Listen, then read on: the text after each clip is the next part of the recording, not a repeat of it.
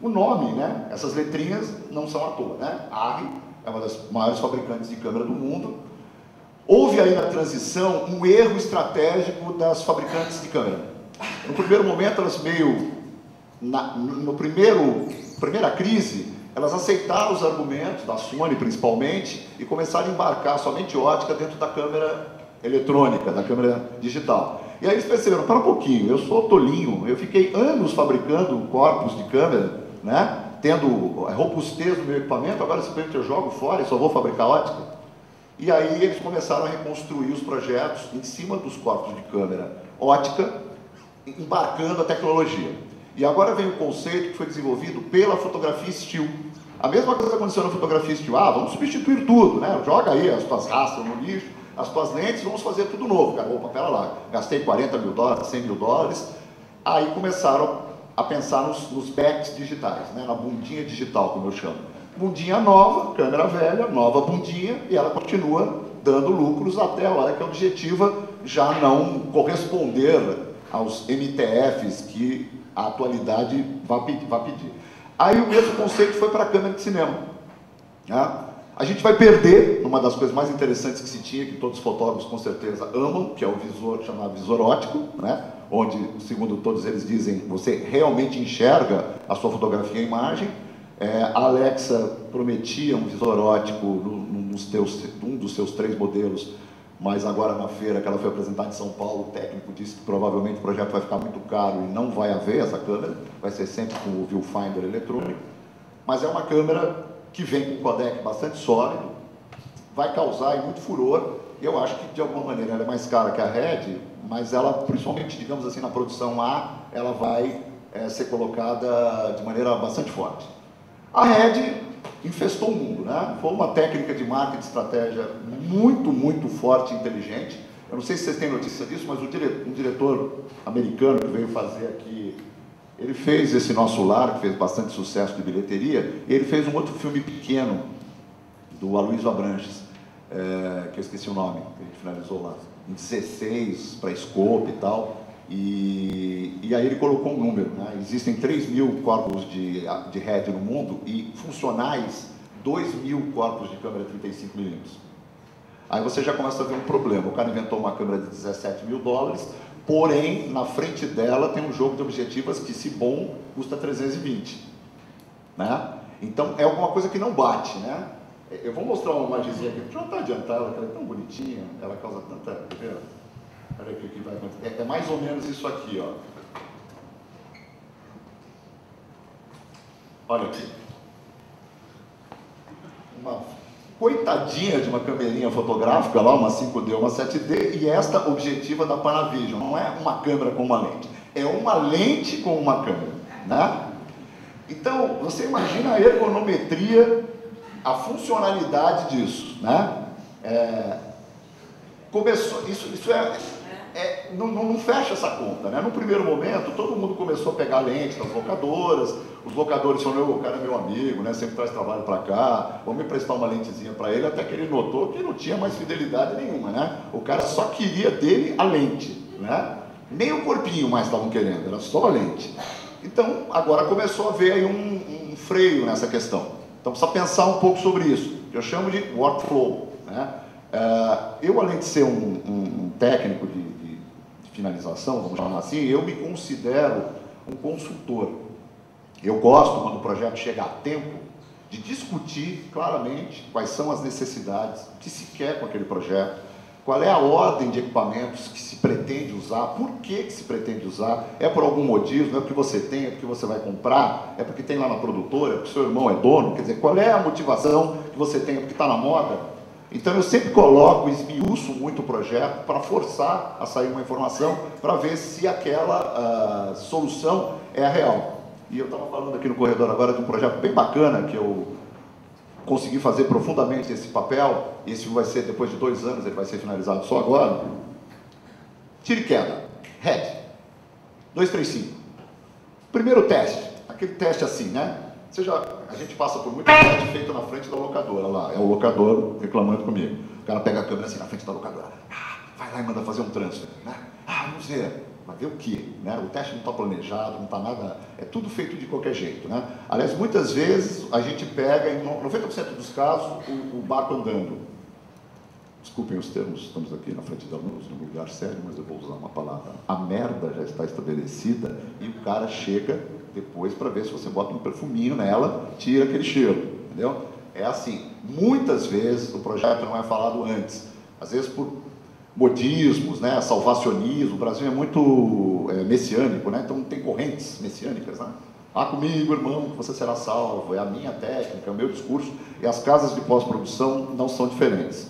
Inclusive aqui eu trabalho. Não participo disso, mas vejo acontecer. Então a gente tem que realmente se criticar e ler muito a respeito das coisas. Bom, esse projeto começou com RED, apareceram os primeiros problemas em relação à RED. Sem contar muito profundamente, acabou como 20% do filme é 35mm, tem uma parte que foi com câmera fotográfica a contragosto desse que está aqui, e o restante com RED. A RED só foi usada onde ela, no teste, comprovava realmente funcionar. Para isso, depois do testezinho daquele jeito, abriu-se teste, abriu-se estúdio, trouxe equipamentos técnicos, luz, o gaffer principal do filme, todas as condições técnicas problemáticas que o filme iria enfrentar foram colocadas dentro do estúdio, testadas, comparadas com charts, sem subjetividade, transfer, projeção, todo mundo envolvido, discussão, análise e tal. Tá?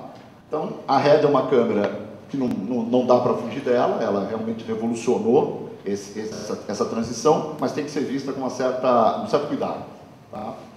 Essa é uma câmera que não está sendo muito usada, mas ela existe no Brasil, é a Sony F35, as televisões têm usado, Globo, Record. Eu não sei de nenhum projeto de mercado que tenha usado essa câmera. É uma câmera com um bocal PL, bocal é o bocal de lente, né? Quando a gente fala de vídeo broadcasting, a gente chama de bocal B4, 2/3 de polegada, e as lentes de 35mm e 16 são o chamado bocal PL.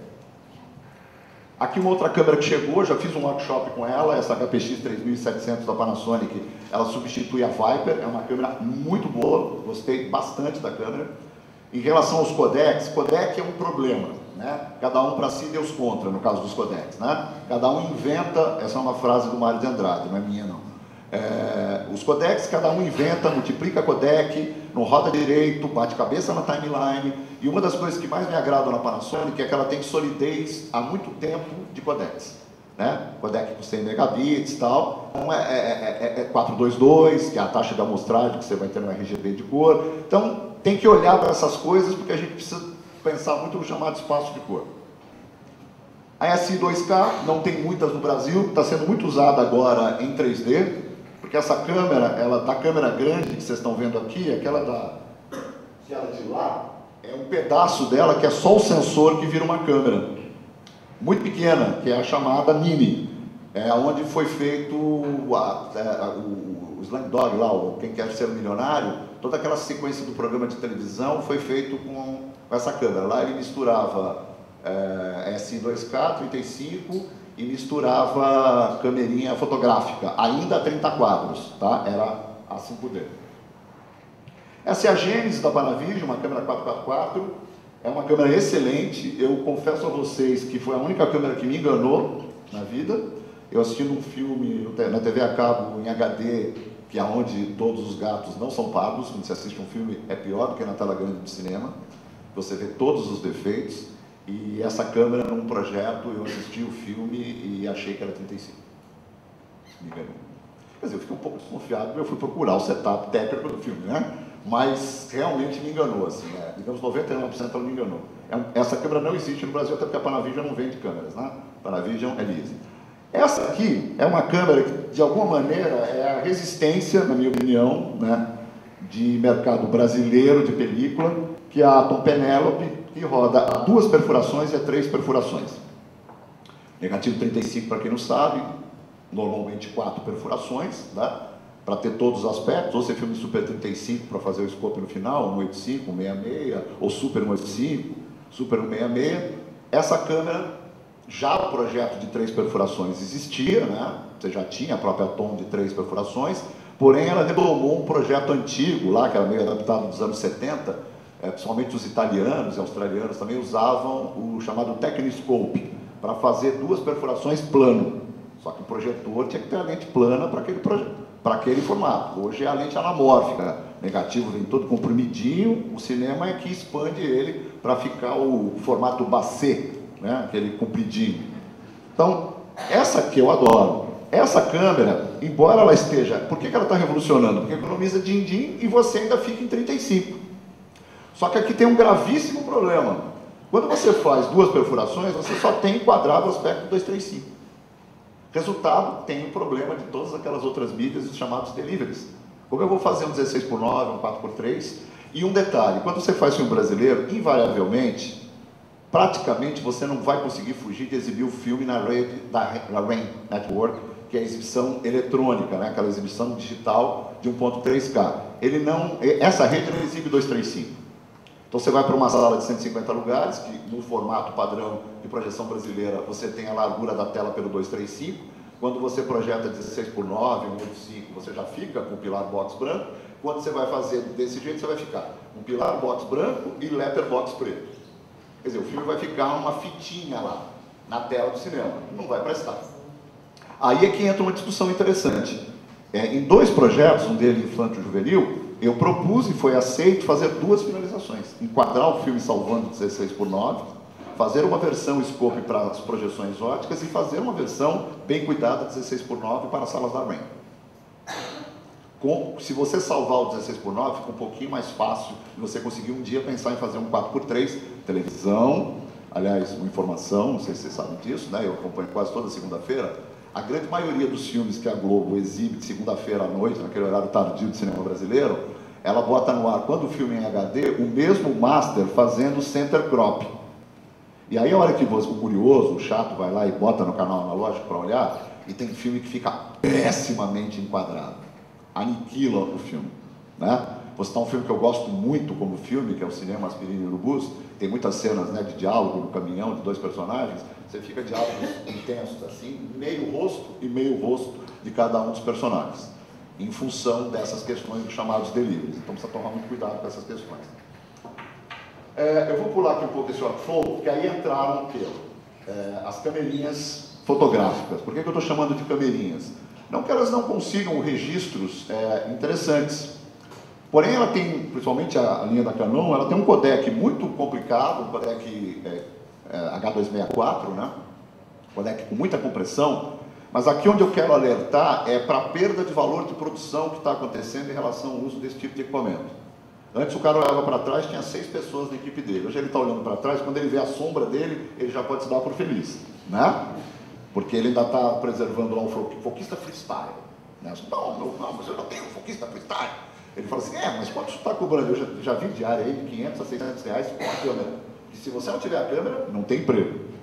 Então, eu acho que esse foi um erro de postura, na minha opinião, dos próprios fotógrafos, que foram caindo um pouco nessa jogada, e daqui a pouco a gente vai quebrar a escala inteira. Porque aí o garotão que mexe no Photoshop dá play, vai lá e vai corrigir a cor. Aí o cara tem um problema, porque a câmera tem a profundidade de campo do 35 de fotografia, não do 35 de cinema, que equivale mais ou menos ao 2,35, que é curtíssimo. Então, foco doce, que eu digo que em digital o foco não é doce, é diet, né? Mas de qualquer maneira é fora de foco, é feio, né? A quantidade de foco doce que eu pego é bastante intensa nos filmes, e isso está ficando muito mais presente, principalmente nesse tipo de câmera. Aí o cara, mas então não vamos deixar o foco tão curto, então vamos melhorar o diafragma. E aí você vai voltando para trás, perdendo aquele que era o discurso inicial do porquê usar aquele equipamento. Eu vejo isso na mesa. Você acabou de desmontar o seu forte argumento 5 minutos depois, porque aí ele viu o problema que ele tem. Com isso ele foi perdendo, na minha opinião, escala, valor de produção. Você imagina aquela foto que eu mostrei ali com a câmerinha, o cara me falou no comercial de produto internacional, super produção, estúdio enorme, drag, 2 e uma 5D.